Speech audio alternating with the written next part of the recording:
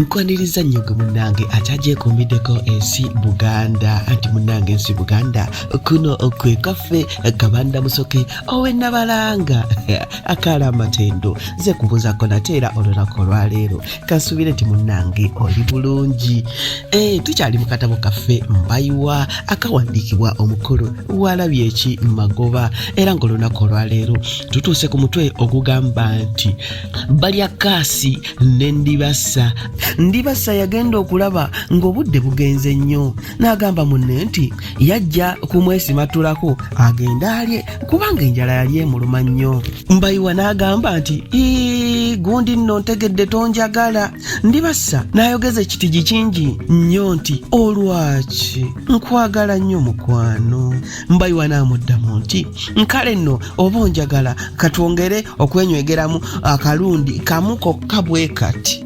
Naye Ndibasa bwe yalabanga Mbayiwa tayagala baveewo kwe kumwesimatulako n'atambula. Mbayiwa muli n'awulira ng'aswadde n'amuvaako emabega ng'agenda amwegayirira amusaba ekisonyiwo. Ndibasa n'amugamba nti gira nno ntwale mu Dandi Restaurant, nze bambi enjala endi bubi ate ndowooza banaatera n'okuggalawo.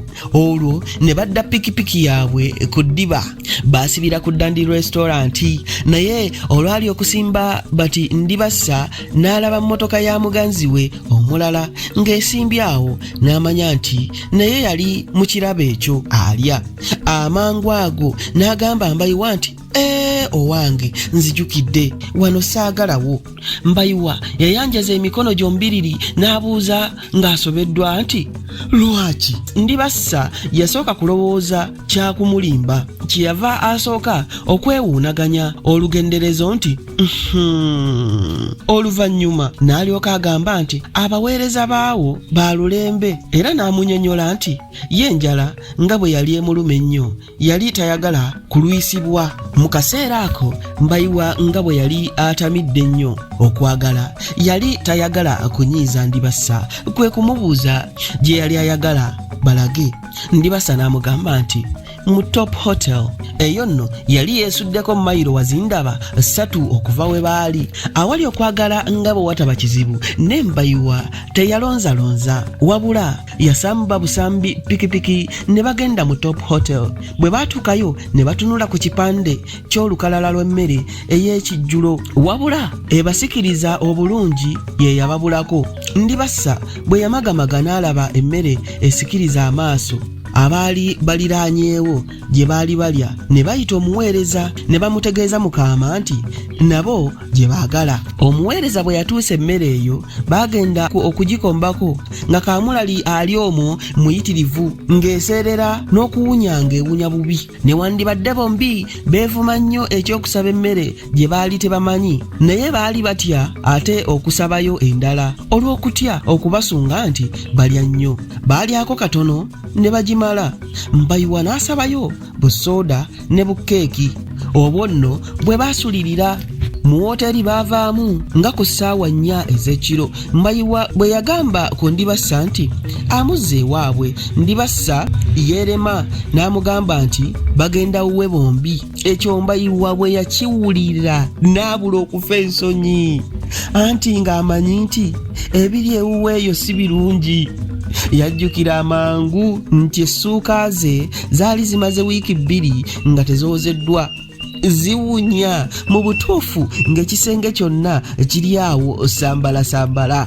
Era yalowooza nti Ndibasa ajja kumulengezza nnyo olw'obutaba na ntebe, firiigi, TV, amasiga g'amasannyalaze oba gaasi, guleediyo gubuluboggola. Awo ajja kuba yeeraze nti olugaggagagga lukomeeno mu nguudo.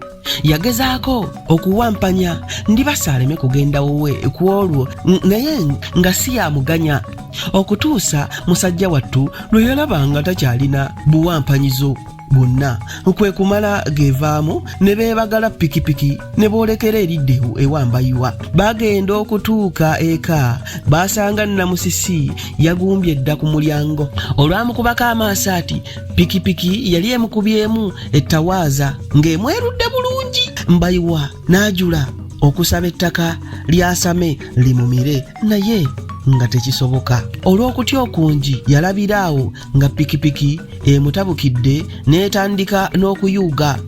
Ndibasa yalaba basaanawo n'awoggana nti nnyabo tufa. Mpola mpola Mbayiwa yasobola okunyweza pikipiki naye nga si yagisiba kubanga mu kaseera ako omutima gwali gumuceekeera nnyo. Yali yeebuuza kyanaaguyaguya Namusisi naye nga takiraba, ate nga bwe yeebuuza ne gy'anaasuza Ndibasa nayo nga talabayo. Amagezi gaamwesiba n'ettawaaza ya pikipiki teyasobola kugizikiza n'esigalira ddala ng'emulisa bulungi Namusisi. Ndibasa bwe yabuuza ng'ayagala amanye oba batuuse oba nedda. Mbayiwa yali takyalinamu gaanukula. Ndibasa yalaba munne takyakala n'amubuuza nti ogubadde, naye Mbayiwa ng'amatama ntengo yaddamu kwesooza saako n'okunyeenya omutwe. Ndibasa teyalema kukenga nti waliwo ekitali kituufu. N'akemekkereza nnyo Mbayiwa akimubuulire, naye Mbayiwa nga tanyega. Olwo Ndibasa n'atandika okweraliikirira n'okwevuma ekyamuleese. Omanye omuntu bw'asiriikirira bulijjo kitiisa nnyo okusinga lwabaako kyayogera, kuba bw'abaako kyayogera naawe muli kikutemera oluwenda lw'oyinza okuyitamu okukolagana naye, so nga bw'abunira obubunizi aba akulese okuvuira mu nzikiza. Era eyo y'ensonga ereetera abantu abangi okutwala amakubo amakyamu ge batandikutte olw'okutya ekizikiza ekyo kye batamanyiiko bikirimu. Ndibasa yawulirako munne ng'anyumya nti bw'oba oyagala okuzuula omusajja kyalowooza otandika kukaabamu, kubanga abasajja batono abasobola okugumira amaziga g'abakazi. Mbayiwa yagenda okwejjuukiriza nga Ndibasa ali muli mu kifuba kye akaaba amukutte ku kibegabega. Awo Namusisi n'abanga omwokyeko omuliro ng'alaba Mbayiwa we awambaatiddwa. Lwakusooka kubassa akasiiso alabe kye baali bagenda okukola, naye munda yali afa essungu. Mu kujja yali akyalimu akakunkuna nti oba oliawo oyo gwe yalabye si ye Mbayiwa we owa bulijjo, kubanga okuviira ddala akawungeezi lwe yamulabye ku pikipiki yatandika okwewuunya ssente ezaagula pikipiki gye yazijja. Ate era yali akyalowooza nti Mbayiwa si ayinza okugula ekintu ekinene ekyenkanidde awo nga tamaze kuteesa naye nga munne ow'okumutima. Awo kwe kusalawo okuyitira ewa munne obutereevu ng'ajjiridde kumulabako dakiika budakiika, addeyo ng'amaze okumanya pikipiki gye yavudde era amanye n'omuwala eyagibaddeko. Namusisi eyali awulira ng'empiima emufumita ku mutima n'ekintu ekimunyoola yasemberera Ndibasa ne Mbayiwa. Ndibasa yalaba Namusisi asemberera yeekwata ku Mbayiwa ng'atidde nnyo, ate ye Mbayiwa yatunula butunuzi mpwangali kuba yali tamanyi kiddirira. Namusisi bwe yabatuukako yayogerera ekintu kimu nti abasajja. Mbayiwa aba akyali mu katwako, Ndibasa kwe kumussa ku nninga nti simanyi kino ekiwala ekitunula nga lumonde omulinyire mu mulyango ekiganzi kyo nandiki.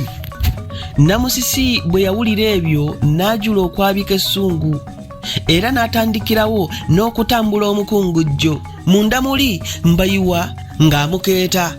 Mbayiwa yagenda okulaba nga Namusisi amulekawo, ate mu kiseera kye kimu nga Ndibasa tayagala kumulekaawo.